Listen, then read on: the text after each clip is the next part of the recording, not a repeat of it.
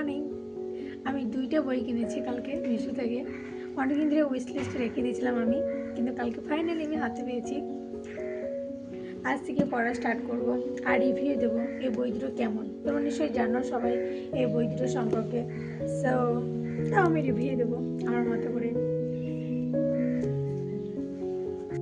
আমার জানালার সামনে দিয়ে খুব সুন্দর পাখি এসে কিচিরমিচির ডাকতে থাকে, জানো তো। আর এই যে চুড়িগুলো দেখছো, সকাল থেকে উঠে নিজের জন্য বানালাম। অনেকদিন ধরেই ভাবছিলাম নিজের জন্য বানাবো, সো ফাইনালি বানালাম। আর এটা হচ্ছে আমার পাশের রুমের পল্লবী, ও এসে আমার চুল বেঁধে দিচ্ছিলো।